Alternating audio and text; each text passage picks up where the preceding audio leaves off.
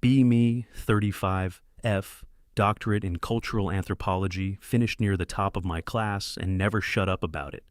Now stuck teaching as a visiting lecturer at a decent but forgettable liberal arts school, also crank out essays for a few prestigious online magazines that mostly compensate me with visibility and the smug feeling of being correct. Live in a neighborhood, developers keep calling up and coming, right before they ruin it. Bought a cute little 1910s Craftsman disaster about 3 years ago, told everybody it was my way of reclaiming domestic architecture from generations of male ownership, taking a house built by old dead men, and turning it into a sanctuary for my scholarship. Mortgage devours over half my paycheck every month when something really bad happens. My parents quietly cover it. Still tell people I'm not broke, I'm asset heavy. Besides, budgeting is basically just capitalist obedience with spreadsheets. It's a Wednesday working from home on my newest article. Something about the masculine language of public transit systems and how the female perspective gets shut out of urban design. Feeling extra brilliant today. Drinking ethically sourced coffee out of a mug with a feminist bookstore logo on it. Glance out the front window and see a road crew half a block away. All guys obviously type out a whole section about the violence of male-dominated labor spaces. Then hear something in the kitchen, a very specific dripping sound. Ignore it. Probably the fridge making noise or the house settling. Old homes are supposed to do that. That's literally what my realtor told me. Go back to writing. Drip, drip, drip. It's speeding up now. Let out the most annoyed sigh of my life and push my vintage tortoiseshell glasses back up my nose. Get up and head into the kitchen.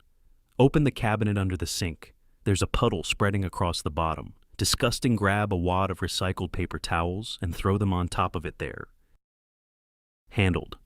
Go back to my desk. Maybe 10 minutes later, I hear what sounds like an actual creek running rush. Back to the kitchen. Water is pouring out from under the cabinet doors, and across my salvaged wood floor have one tiny flash of panic. Immediately bury it. I'm an educated woman. I've read enough theory to tear apart power structures for fun. I can manage one dumb plumbing problem. It's pipes. It's not nuclear physics. Men act like trade work is sacred knowledge because they need to feel useful. Open the cabinet again. Water is shooting out of a corroded fitting around the trap, spraying directly onto my decorative vintage apron that exists purely to look ironic. During dinner parties, yelp like my body betrayed me. All right, step 1 is stop the water. Vaguely remember valves existing. Run to the bathroom and crank the little handle behind the toilet. Because in my head, all household water is probably connected. Somehow, go back to kitchen sink is still blasting away, pull out my phone and search how to stop. Sink leak. First result is some repair video by a guy named Dave or Earl or something, equally hardware store. Skip through the intro because he looks exactly like every man who's ever explained something too confidently at me. Finally hear him say, "Turn off the main water, shut off cool." Where the hell is that? Run downstairs to the basement. It's dark, smells like mildew and old regret. Find a round metal wheel attached to a pipe that looks important enough to ruin my day. It's rusted in place, wrap my hand in a dish towel, and try to force it. Nothing brace myself and twist harder. Still. Nothing put all my carefully maintained Pilates strength into it. Absolutely nothing. Shout I hate this stupid house into the basement. Like that will help kick the pipe. It rattles in a way that feels threatening. Immediately run back upstairs. Kitchen is way worse now. Grab a bucket and shove it under the leak. Bucket fills ridiculously fast. Realize I actually need to call someone. Sit at the dining table with my feet tucked up on the chair so the water doesn't get them open. My laptop search plumbers near me skip past the huge chain companies. Don't want to feed the corporate machine. If I can help it decide, I'd much rather support some local woman-owned business. Search female plumber near me. Nothing amazing. Search inclusive plumbing service also. Nothing great. Society. We built here. Start calling normal listings. First guy says, earliest he can make it is Friday. Second one says, they stop emergency visits after 5. Third one says, he's backed up for almost a month, getting pissed. Now, do these people not understand? I have work to do. I have deadlines. This flood is destroying the whole atmosphere of my workspace. Finally find a listing called Tom's Plumbing, 24-hour emergency service. No website, just a phone number and a blurry picture of a pipe wrench. Call it Guy. Answers almost immediately. Voice sounds rough enough to sand wood, like he starts every day with black coffee and cigarettes. Tom's Plumbing, say hi. Yes, I have kind of an emergency. He goes, leaking or spraying. Say it started as spraying. Now it's more like aggressively pouring. He asks if I shut off the main. Tell him I tried, but the valve won't move. He says, all right, I can be there in about half an hour. Emergency pricing applies. Roll my eyes so hard, it almost fixes the plumbing. Of course, there's an extra fee. Everything in this country becomes a transaction. The second you're vulnerable, tell him fine, whatever. Just come. He asks for my name and address. Give it to him. Hang up without saying, bye, small act of control.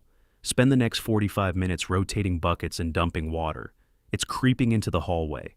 Now my socks are soaked through, feel personally targeted by the universe. Why is this happening to me? I'm trying to do meaningful work here. Meanwhile, I'm out here trying to dismantle oppressive systems and getting bodied by corroded plumbing. Then hear a huge engine rumble into the driveway, peek through the window, giant white Chevy Silverado, lifted for no reason, chrome shining, like it's auditioning for a truck commercial, probably burns a gallon of gas every time. It changes lanes. Absolute environmental nightmare. There's a bumper sticker on the back. Can't read the whole thing from this angle, but I definitely catch part of an American flag. Immediately feel my blood pressure rise on principle. Doorbell rings. Take a second to compose myself. Need to set the tone early. Open the door. Guy standing there looks maybe late 40s, early 50s. Short gray beard, hair cut close. Heavy. Work boots. Faded brown work pants with oil and grime. All over them, basically a walking case study for half my lectures. He's carrying this giant metal toolbox, like it weighs nothing. First thing he says is, you the woman with the sink problem. Instantly hate being called woman. Like that, say I'm Dr. Parker, and yes, the sink is the issue. He doesn't react to the title at all, just gives one little nod. All right, where is it? Tell him kitchen, follow me, lead him into the flood zone. He steps inside, boots squeaking on my wet floor. Doesn't apologize for the dirt he's bringing in, just looks at the cabinet, looks at the bucket in my hands, says, okay, back up a little, then kneels down. Like, this is the most normal thing in the world. I stay there with my arms folded, watching everything, not about to let some contractor type fleece me. Guys in the trades always assume women know nothing and can be talked into extra work. Unlucky for him, I know how to research, I have a doctorate. He reaches under the sink and twists something. With one hand, water stops spraying immediately, just like that. Stare at him. Ask, how did you do that? He says, the shutoff on the supply line wasn't completely frozen, just needed a little pressure, then stands up, like none of this is impressive. Says, okay, water's off, now let's see what failed. Starts unloading tools, big metal ones, heavy, clanking sounds. Right on my kitchen floor. Tell him, could you maybe be a little more careful? Those are original wood floors. He glances down, says they're already buckling from the water. Ma'am, me setting down a wrench isn't what hurt them. Immediately tense up at ma'am. Tell him, don't call me ma'am, it's condescending. He pauses and actually looks at me. For the first time, really looks blue eyes tired, face zero. Sign of being intimidated. Says, all right then. What do you want me to call you? Tell him, Doctor. Parker. He says, okay, Doc already annoying me with the way he says it. Then points under the sink, says, here's what's going on. Your trap is eaten through and these supply lines are old galvanized steel. Probably been in here forever. They're rusted all the way back into the wall. Tell him so. Patch it. He says, you can't patch rust. It all has to come out. Need to cut out the old steel, run new line, replace the shutoffs, replace the trap. Tell him that sounds excessive. I've watched like 3 plumbing clips in the last hour. It's just a leak, can't he use tape or sealant or something? He lets out this long, exhausted sigh, like a man explaining fire to a child. For the 10,000th time says, tape is for threaded fittings, not for metal that's literally rotted open. Then asks, do you want it fixed or do you want me to leave so you can tape it yourself? Just stand there blinking the nerve. This man is basically holding my house hostage because he owns the right tools. Tell him fine, do whatever you need to do. But I'm staying right here and watching. He shrugs, says fine by me, just don't block the light. Then gets to work, pulls out a reciprocating saw thing, screams the second he hits the trigger. Whole kitchen starts vibrating. Noise is absurd. I back up into the doorway and pull out my phone. Start typing a post, currently trapped in my own home with an aggressively condescending plumber who thinks basic fluid mechanics make him God. The confidence of men. The second they sense practical leverage is unreal. Hashtag patriarchy, hashtag late capitalism, post. It gets a couple dozen likes. Almost immediately feel a wave of validation, walk back toward the kitchen. He's down there wrestling with a section of pipe sweat on his forehead, grunting while he works. Whole thing looks weirdly medieval, say, loud enough to be heard over the clanging. You know, it's interesting how this country rewards manual labor more than intellectual labor. He doesn't even look up, just says, "Is that right?" Tell him, "Yes, I mean, all you're really doing is directing water through a system. It's just basic physics, but somehow people in education get paid nothing, while people doing this charge a fortune that finally makes him stop." He turns his head and looks at me, asks, "You think this is basic?" Say conceptually, "Yes, it's not particle physics, it's pipes." He gives this dry little laugh, not amused, more like resigned. Says, "All right, pipes," then goes back to work. For some reason that makes me want to push harder. Ask if he's ever thought about the environmental impact of the materials he uses, like copper extraction and what it does to indigenous land. Without missing a beat, he says, "Doc, I'm trying to keep your house from filling up with water. Maybe save the seminar until after I stop the leak. Tell him I'm not giving a seminar.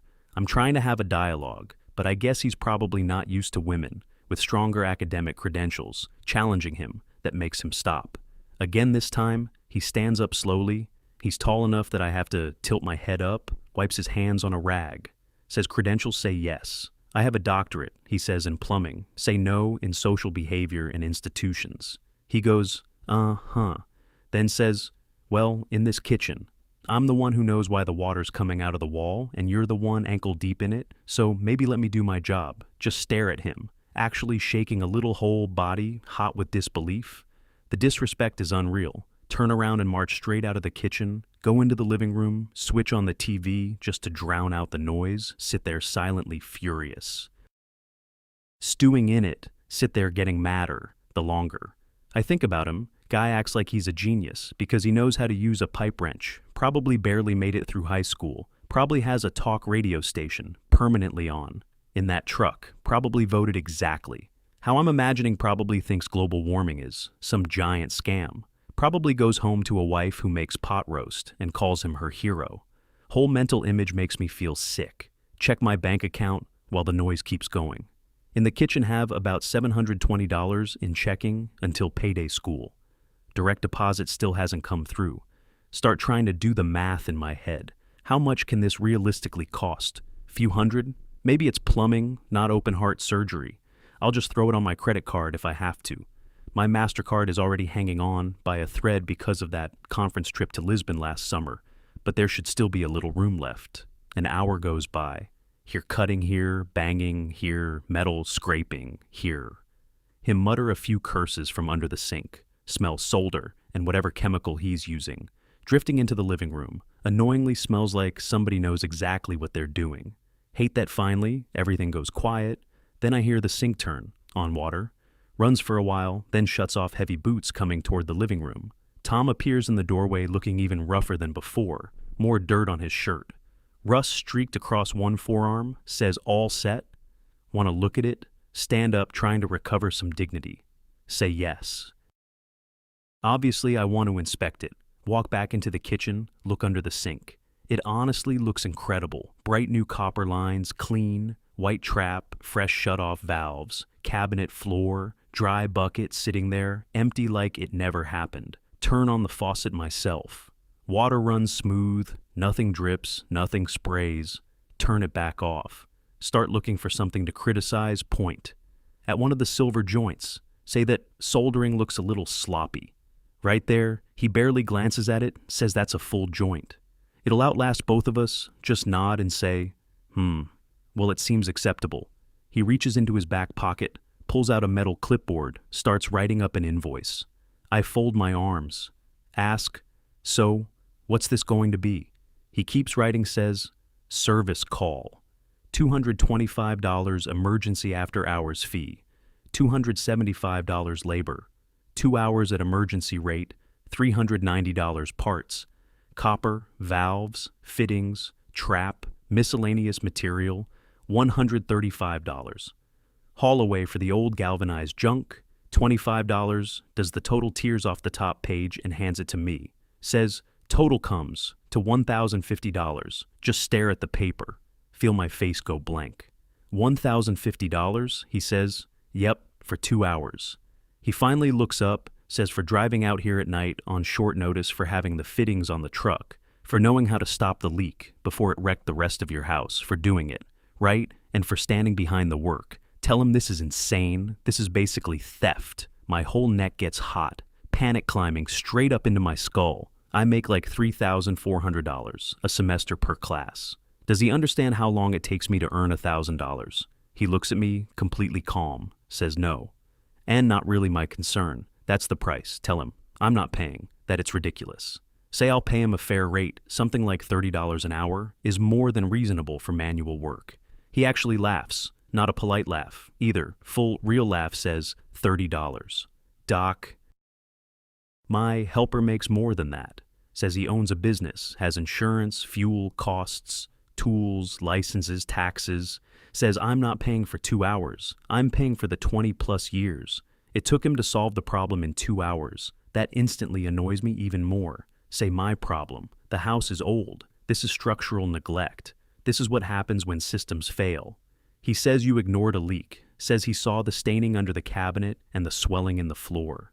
Says it had been dripping for a long time, and I waited until it burst. Says that's not the system. That's me. Get caught flat-footed, immediately start stammering. Say, I have an extremely demanding schedule. I contribute to national academic discourse. He goes, that's great. Does academic discourse keep pipes from blowing apart? Tell him he's just some aggressive blue-collar guy taking advantage of a woman who lives alone. He steps a little closer, not in a threatening way. More like a brick wall, moving, says. He's a master plumber, fully licensed, bonded, insured. Says he spent years in school and apprenticeship. Says he's been doing this for over 2 decades. Says he's not uneducated. He's educated in something. People actually can't live without. Then taps the invoice with one finger, says due on receipt, cash, check, or cards. Add a processing fee. Look back down at the total, $1,050. I definitely do not have that in cash. If I run the card, there's a real chance it gets declined right in front of him. Feel this cold, awful shame start creeping in under all the anger.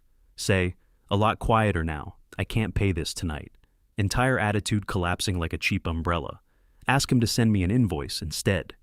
He shakes his head. Says no. Billing for first-time customers. Company policy. Says too many people try to dodge payment. Then glances around my kitchen, sees the fancy espresso setup, sees the expensive enamel cookware on the stove. That's basically decorative. Sees my tablet sitting on the counter, says you've got plenty of nice things. Doc, you can come up with it, and I just tell him, it's all debt. All of it. Feel my eyes start burning. Immediately. Say, I have student loans, I have a mortgage, I'm adjunct faculty, I don't even get health insurance, start breathing too fast. Like my body is trying to leave the room without me. Say I have a doctorate and I'm still broke. He just stands there and watches me fall apart. Doesn't step in, doesn't try to comfort me, doesn't give me the whole, it's okay, routine, just holds the invoice and waits. Kitchen goes, dead quiet. Only sound is the refrigerator humming behind us. After a second, he sighs. Again says, look, I can't leave here, unpaid. I already used the material. Tell him I don't have it. Start crying into my hands, real humiliating, crying shoulders shaking. He says, then you better call somebody who does. And that's when the full shame hits. Absolute total humiliation. Have to call my dad. My dad, who told me not to buy this house. My dad, who told me maybe get a degree that leads to an actual paycheck. My dad, I haven't spoken to in months, because at Thanksgiving I called him a patriarchal fossil in front of everybody. Pull out my phone with shaking hands, can barely hit the contact. Right call. Dad put it on speaker because I can't keep my hand steady enough to hold it. Ring. He answers with Haley. Hey, everything all right? His voice is calm and worried, and it instantly makes me feel 10 times worse. Tell him, I have a plumbing emergency. He says, okay, slow down. Are you hurt? Say no. But the plumber is here, and it's $1,050. Then I choke trying to get the rest out. Tell him I can't pay him. There's this horrible silence on the line. Tom just stands there watching me with the same unreadable face. Then my dad says, "Put him on." I hold the phone out like it's made of acid. Tom takes it, says, "This is Tom," then starts doing that tradesman language thing with my father. Yeah, old galvanized line. Failed, replaced it with type L. Copper, new stops, new trap. Yeah, it was in rough shape. Yeah. I can take a card over the phone, then he pulls one of those little card readers out of his pocket, punches in the numbers, waits a second, nods, says, "All right, that went through. I'll send the receipt over tonight." "Yeah, she's okay, just upset." "All right, you too," then hands the phone back to me. "Dad's still there," says Haley. I answer, "Yeah, barely above a whisper." He says, "I took care of it. We're gonna talk later about your finances." Tell him thanks. Can't even say anything else. End the call, just stare at the floorboards. Tom clips the invoice back to the pad, grabs his toolbox, starts heading out. Says, "Well, you're all set. Maybe don't ignore dripping water." Next time I follow him to the front door, like some kind of ghost when he gets there, he pauses with one hand on, the knob turns back and says, "You know, Doc, my daughter starts college next fall." Look up at him, stupidly hopeful for half a second. Say, "Oh, that's great." He says, "Yeah, she wants to major in American history." Says, "I told her, go ahead, I can pay for it. Cash." Then gives me this little wink, not flirty, not friendly, just pure dominance. Says, "Have a good night." Walks outdoor, shuts few seconds later. Hear the truck engine fire up outside, hear it reverse down the drive, then it's quiet again. Stand there in the hallway surrounded by my curated little life. The frame theory books, the carefully chosen vintage furniture, my degrees hanging on the wall, and suddenly all of it feels tiny. Walk back into the kitchen, open the cabinet again, and stare at the new copper. It shines under the little under-sink. Light. Solid, functional, undeniably real. Look down at my own hands. Soft hands. Office hands. Hands that have never fixed anything. Look over at my laptop. Still open to that half-finished paragraph about the erasure of the female gaze in civic space. Now it just looks like nonsense. Close the laptop. Sit down on the floor. Put my face in my hands, just stay there in the silence, realizing that for all the words I know, I couldn't stop water from destroying my kitchen, and he could, and apparently that makes him worth over $500 an hour, while I feel worth absolutely nothing. Great. The patriarchy fixed my sink and my father paid for it. Wake up the next morning with a pounding headache. Sunlight coming through the curtains for one peaceful second. I forget what happened. Then I see the bucket by the wall, and everything rushes back at once. Shame hits me like getting punched in the chest. Drag myself out of bed. Walk to the kitchen, open the cabinet slowly, like I'm expecting it to start leaking again just to finish me off. Dry completely, dry, perfectly repaired, and somehow that makes me even angrier. How dare he be that good at it? How dare he humiliate me in my own house and be correct the whole time? Make coffee sit at my desk. Try to work on the paper. Can't do it. Every sentence feels fake the second I type it. The structural imposition of normative domestic. Delete the gendered violence embedded in private. Delete all I can hear in my head is tape is for threads. Not holes, just this brutal, simple fact. Real-world logic. Meanwhile, my entire career is basically arranging words until people clap. He deals with matter pipes, pressure failure, reality. Open Twitter. See the post from last night is up to like 150 likes. Now comments all cheering me on. Don't let these toxic tradesmen bully. You ask for a refund, blue collar. Men are always like this queen behavior. Normally that kind of thing would fuel me for days today. It just feels empty. These people have no idea they weren't standing in my kitchen when I called my dad for money. They didn't watch me dissolve in front of some plumber with rust on his arms. They didn't see that look on his face. Not even cruel exactly. Just pity mixed with annoyance, close the tab, check email. Instead, C1 from the college subject line is spring semester. Assignments open it already dreading whatever's inside. Read that my teaching load is being reduced because of budget issues and low humanities enrollment. I'm down to one course, one that's like $3,200 spread across the next several months. Panic comes back even harder than it did during the flood. Grab my calculator. Mortgage is $2,150 a month. Utilities around $280. Groceries maybe $450. because apparently produce costs the same as diamonds. Now, student loan payment, $430, minimum credit card, minimums, another few hundred. I am underwater in every possible sense. Start thinking about Tom's daughter going to college with tuition covered in cash. Because her dad fixes things. People genuinely need fixed. He provides a service the world cannot function without.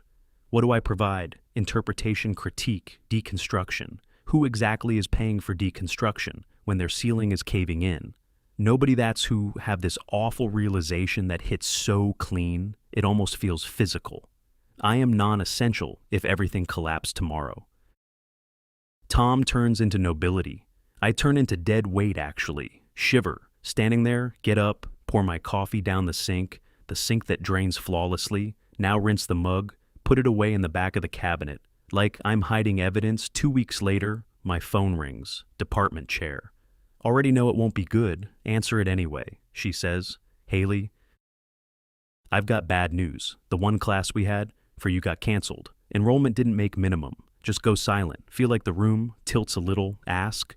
So I have no courses at all. She says, I'm afraid not. Says they can maybe keep me in mind for fall scheduling. Fall is half a year away. She says, I know, I'm sorry. It's the market hang up and just stand there staring at nothing. The market, same market that makes Tom valuable and makes me disposable. Walk back to the kitchen counter and lean against it. Stare under the sink, again at the copper lines. They might actually be the most valuable thing in this house.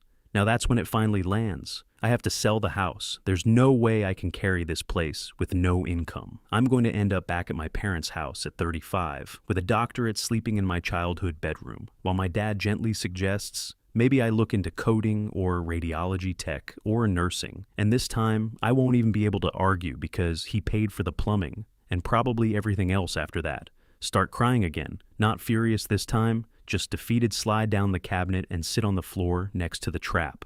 Rest my head against the door under the sink. The whole cabinet smells like PVC glue and failure. Take a breath. Pull out my phone, open Google, type trade schools. Near me, stare at it for a second, then delete it. Type Starbucks hiring, instead hit search. Thousands of results. At least they offer benefits. Let out this weird broken laugh that turns into almost a sob. It bounces around the empty kitchen. Sound of somebody realizing too late that they built their whole life on the wrong skill set, and now the bill came due. Look over at the invoice still sitting on the counter. $1,050, Tom's signature at the bottom, in this confident, unreadable scribble. He won reality. One to him. I'm just another house call and a paid invoice, just a line. Item, close my eyes, listen to the house, no dripping, just silence, slow, clean, merciless.